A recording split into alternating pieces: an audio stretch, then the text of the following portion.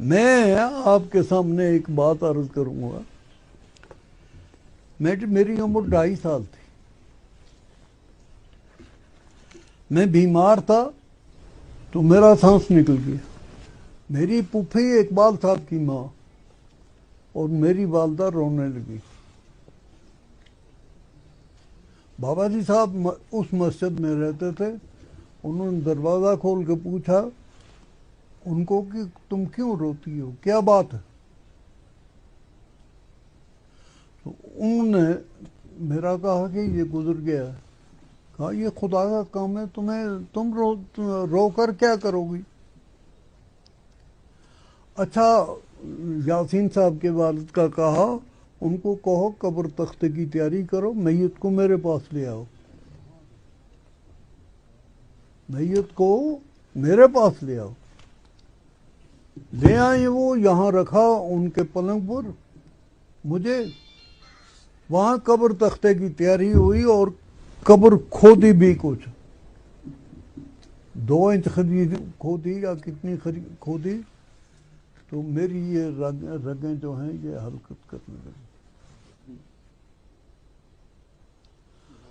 یہ جب حرکت کرنے لگیں تو بابا جی صاحب نے ان کو بلایا. یہ آئیں تو کہا تم تو زندے کو دفن کرنے لگی تھی. ان کو تھوڑی سی جھاڑ دی کہ تم لوگ سمجھتے نہیں ہو، یہ ہے وہ ہے. تو یہ تو زندہ تھا، اس کو زندے کو دفن کرنے لگی. انہوں نے شکر کیا، انہوں نے مجھے اپنے چھاتی سے لگایا. اب بیٹھی ہیں تو اتنے میں کہیں کسی دل نام تھا اس آدمی کا، اس نے بابا صاحب کو کہا رسل کہ ایسا ہو گیا ہے.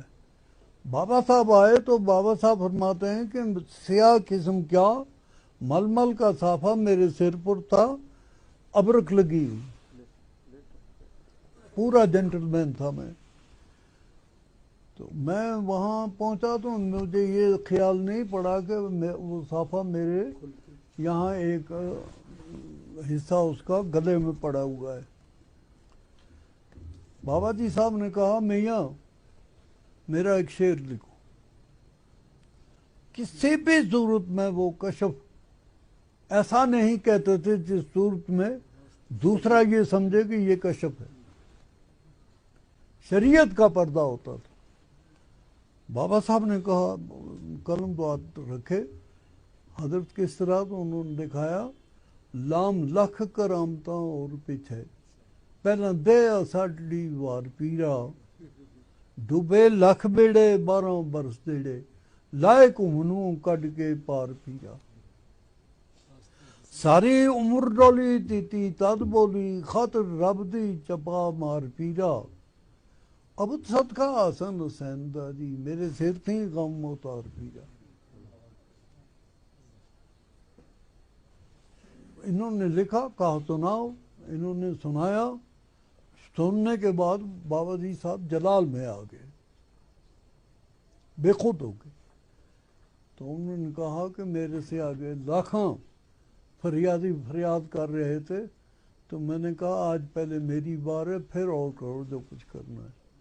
میں نے اپنے سیدھی کو غوث پاک کی گود میں ڈال دیا ہے. غوث پاک جانے، خدا جانے.